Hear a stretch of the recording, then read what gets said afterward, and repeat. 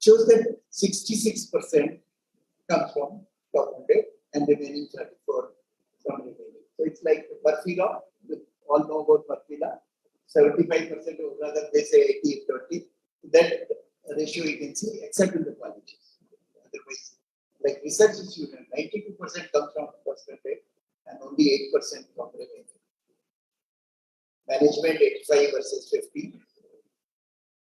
This is how number of publication increased over from 2017 to 2020 by top 100 institutions. This is number of citations. One can see that there is a steep increase from 2020 to 20 onwards. So we try to look into as to why it's so steep increase. We could identify certain institutions who are kind of cross-cited. If it is self-citation, that can be detected. They're cross-citing. They're eight kind of invisible colleges. This you cite me and I'll cite you.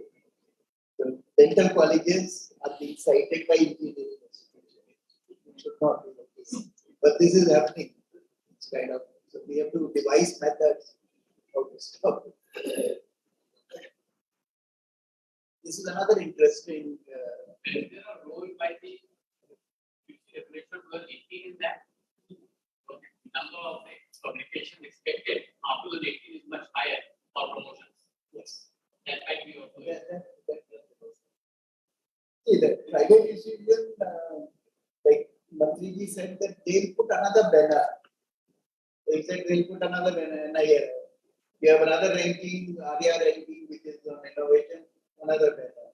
So he said if you do that, criticize ARIA because they have a separate ranking for private institutions. He said, stop that. You should keep them equal to all government organizations. Otherwise, they'll put another banner and start charging more. So he said, I don't have a problem with the banner, but they charge more. So this particular slide shows that, about 80,000 publication comes from first 30 institutions. Then 31 institutions bringing out the same number of publications. 78 institutions bringing out the 7 publications. And 776 bringing out the same number of publications. This basically there is a Bedford law which talks about, he says that the institution can be categorized in 4 groups based on the research productivity. This was for general, but we have modified it for research productivity, post productive, medium productive, low productive, and least productive. Like for example, in overall category, top 30 institutions in our category, most productive, that contribute about 82,872 articles, followed by increasing number of HEIs in the remaining 3 categories, contributing the matching number of articles. So basically, and it is true for almost all categories.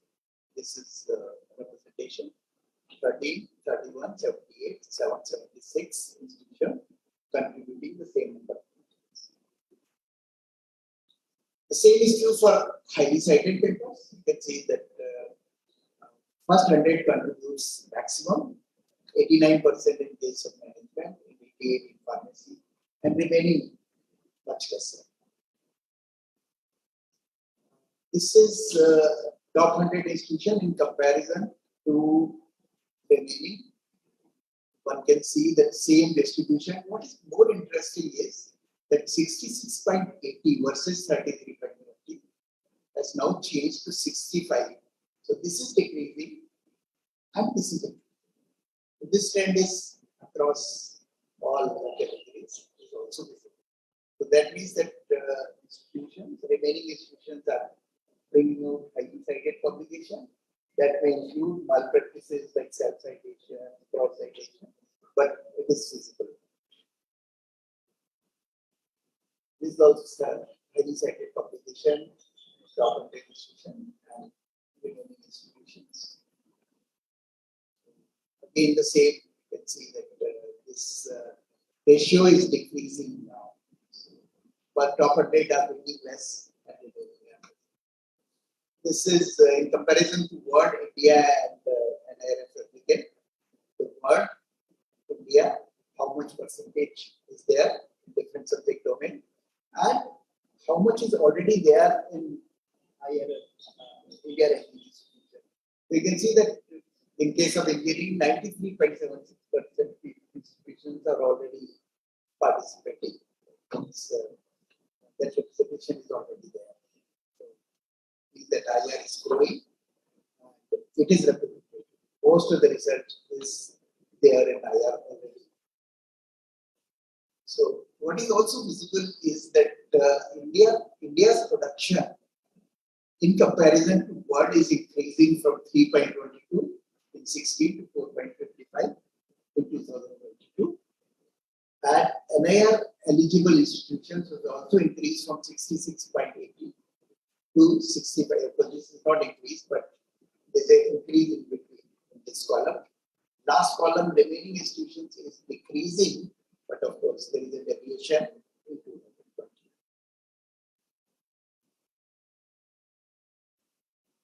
A research publication of eligible institution in comparison to total publications.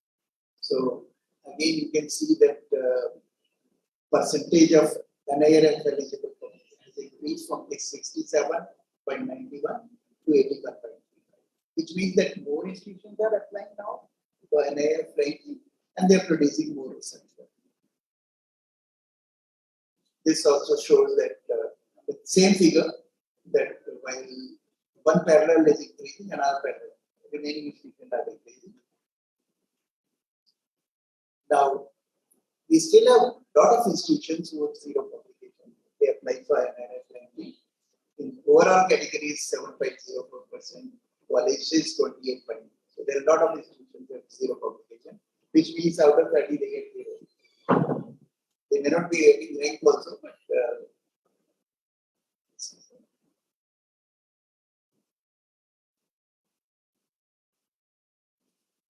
yeah, this is very interesting that you rank institution using 1.5 parameters and you rank them only on research parameters.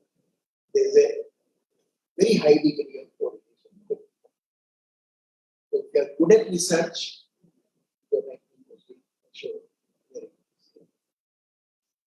Engineering is 0.86, overall 81. So very good correlation between the two. This is year-to-year correlation among grades. You can see this very high degree of correlation and very high degree of overlap. 75 here means that out of 100, 75 institutions were seen in 2017. And this is the correlation 91.46. Overlap is 91.46. Spearman and Pearson correlation is also given. Top 100 and top 10. I'll leave this slide.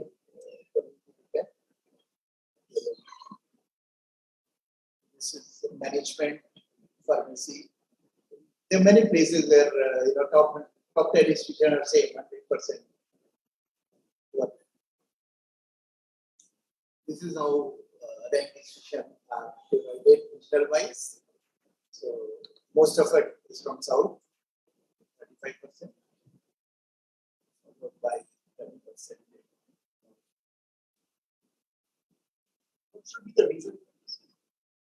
Maximum number of institutions are in south only. And so look at the density of institutions are very high in south. Quite low in the east. East of course is 14%. But this also must have increased over the period. So, role of faculty, of course, what we try to assess or what we try to measure is produced by faculty. So, you, of course, have a major role to play. You should know where to publish your research, especially in articles, journals that are covered in Scopus, Web of Science, and others. You should know the citations. Faculty should participate in coordinating activities related to ranking, evaluation, and assessment. There have been chances, in fact, IIM Ahmedabad was ranked second. And they were ranked second because they were not able to produce data, which was crucial. We have a data on regional diversity. They said 0. Now, it is just not possible. The common sense says that IIM Ahmedabad may not have any student from Gujarat, maybe 1 or 2. So regional diversity is 98%, but they did not have the data. They did not give and they came second. So maintaining data is very important, and faculty should get involved. Faculty should be aware of impact factor, H index, I10 index, I factor. So predatory journals, public predatory journals, unknowingly should know what is predatory journal. Faculty should master the art of searching citation databases, patent databases, plagiarism detection, and relocation.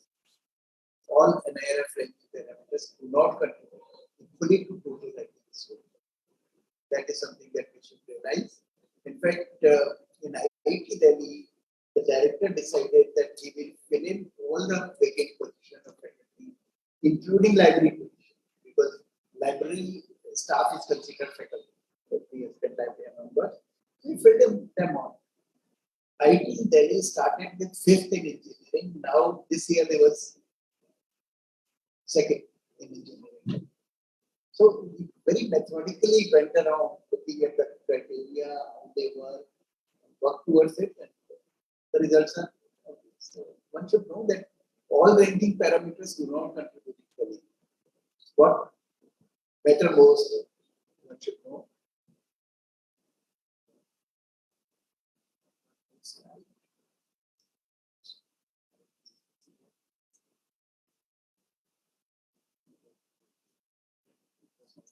So I have identified about 12 parameters which have very high degree of correlation with 5 or 10 degree of parameters. Somehow it is not included this time. But I can share publishing article on it. So share. What is interesting is out of 12 parameters that I have identified, 9 of them are from research. They correlate very highly with the category of parameter. And 2 parameters are PhD student calculated. This one more parameter, perception. 3 parameters which are not from research. Very interesting. But there are parameters like, for example, outreach and inclusivity. That has been included just to see that institutions are playing their role as so who are not falling under that category, because institution can only generate their profile from the IIR profile, but they do not know from where they lack. Score is not reflected. Yeah, actually, score is reflected only for plus 200. Plus 200. So that also is there. But the individual institutions can use their login and make this. We did not display. For individual institutions, how do you decide about the student ratio? These are the things that I use internationally. How to measure teaching going on in a class. And most of the time, it is found that there is no relationship between research productivity and teaching. Those who use newer method of teaching, those who use those people who concentrate on teaching do not produce research. Yes. So there is hardly any correlation between research productivity and teaching. Yeah. But the problem is how do we measure teaching? But ultimately, I think it amounts to research later on, because those who are good teachers and good teaching is being done, they ultimately may be engaged in research later on. So if we do not consider this sector, this may impact the research So also. that there are examples, more examples, where the teacher who has been awarded repeatedly the best teacher award in a college or in a university is not a researcher. Yeah. His primary job is doing that. But then he's somehow forced because of environment that he is in to do some research. And I think it's like as you just mentioned regarding the teachers getting award, you get an award as the best teacher, who mostly happens to be not a research kind of teacher. And I think that kind of ranking comes, that kind of reward comes from consideration for students, right? So I think in this regard, the observation, like evaluating correct the point of conceptually, I think is very important in bringing over accuracy. And I think this is where we can get find out the quality of teaching and perspectives, opinions coming from. Yeah, the problem is opinion. So they apparently revised this first to compare where Chinese stand. Second, to guide their own student requirement. And that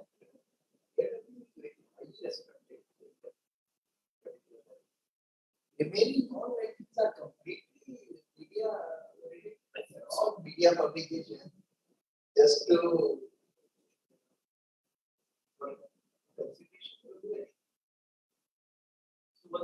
that is how MIT is listed somewhere in US. As I was going through this ranking of I came across which the happens to be number one. How do you, what is your? That's what I mean. US think very but yeah, the governments of India also maybe contributing to find some partition. But such small universities like Bharati Dasan, they are having a good ranking. Bharati Dasan. VU also. What is the reason how they? Sometimes they do be there. SRM, I was surprised. Chandigarh University is not here same, but some of the institutions are doing very good. Punjab University. Punjab University, of course, is should have been a central university, but because of maybe local pressure, very good. In fact, for that matter, state universities in Punjab and Haryana, especially in northern belt, are well provided in terms of funds. So it's very data sitting at IGNOU and critical of food sciences. Why food science does not figure in the NIL sciences? And if we examine this question in the larger context, the number of employment generated by the food science students and the non-food science students is there any comparable data, and then is it equal with the NIL ranking, and why food science is missing from that? Because indeed in IGNOU, the largest chunk is provided by the food science students in terms of student enrollment. I can say for surety about the Delhi University colleges. A large chunk comes from the humanities and the food sciences. So why we are not figuring in this NIL thing? Which means if we are producing students, they must be getting employment also. So what is the correlation and why we are missing? No, like I mentioned, that one of the criteria, rather core criteria is faculty student FSR. Now, FSR, if it is more than 50, the institution is not ranked in account. So, for open university, different criteria have to be. So that's what I was mentioning to Jaideep, that you write to ministry that open university should be one of the categories to be ranked. Right? And of course, there are very good reasons. And I think methodology is also can be involved, which is talk about FSR may not be important there, but the number of modules that you have, the open access that are made for e-learning materials and all, that would be criteria. Of course, number of students enrolled would be a big criteria. Your reach is international now. So, But what about social sciences? That is my prime concern. Irrespective of open or conventional. Yeah. Social sciences, why it is not considered? Because this is also an important. yeah, it was problem is like demand based. You say that social sciences should be one of the discipline. In fact, we were asked to why not have sociology, why not have commerce? The secretary said commerce is one of the most sought after subject. Why don't you read? Now, if you look at the current framework that we have, there is nothing like commerce. Maybe the terminology commerce is used only in India. Maybe internationally it is not used. So first thing is we have to define commerce. Likewise, social sciences may not be the right component of social science. Those components can definitely be looked at. I don't know internationally if there is any ranking on social science subjects. Liberal arts, it has to be. So that is possible. But again, demand. Is there a demand? Who demands that? If this is the government project, then government should take the whole education system into consideration. What do we mean by demand? Demand by the market student community. The student community are demanding students because in Delhi University you see the cutoff percentage for English, for economics honor, for political science. So I think 98 and 10%. So there is demand. I think there is a proposal. I don't know whether it is 25 or not. There is a proposal that IRS should be independent society. So that happens maybe. Right now we are working in a project mode. Thank you. I'll just take this one. Hello. बस मैं तो lunch के बाद पहुंचूंगा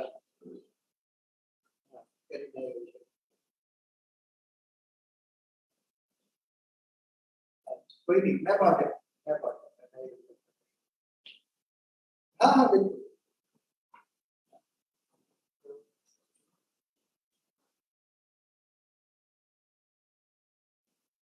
I think the social sciences specific training is there for globally.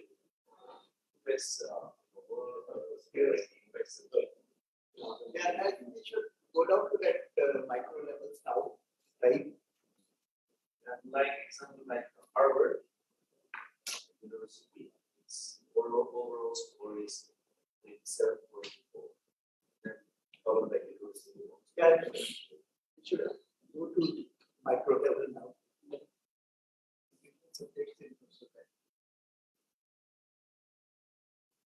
Sir मैं आपको 10 minute में phone करता हूँ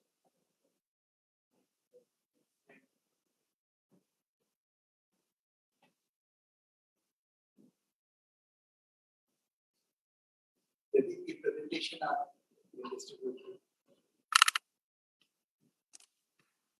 Thank you very much, sir, for giving such a comprehensive presentation. I personally really enjoyed it. In fact, I would like to carry forward more further clarification. Thank you very much for giving such a wonderful presentation. And now we have come to the end of our today's program. And for that, I would like to request my colleague, Indira, who want to kindly come forward and give the vote of thanks.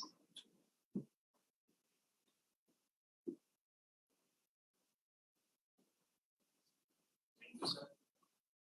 Good afternoon, everyone. First of all, I would like to thank our Honorable Vice Chancellor, sir, for welcoming and approving the proposal for organizing today's lecture. Thank you so much, sir.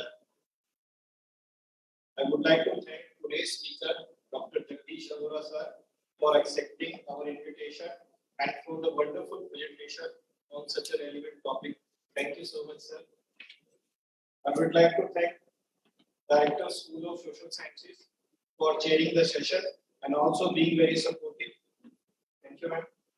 I would like to thank Director, COE, for providing the space and also making the arrangements for the live cast on YouTube Live. I would like to give special thanks to Professor Jaideep Sharma, sir, for initiating today's special talk. Thank you, sir. Further, I would like to thank all the colleagues for their efforts in making today's lecture a success.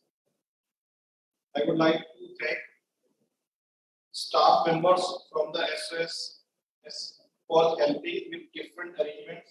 And last but not the least, I would like to thank everyone who joined us today in offline and online. Thank you so much. Once again, I wish you a very happy Language Day. Thank you so much.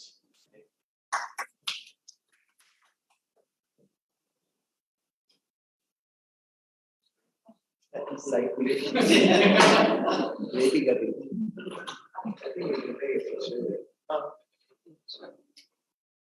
want to take it here or you want to take on the steps? Outside here.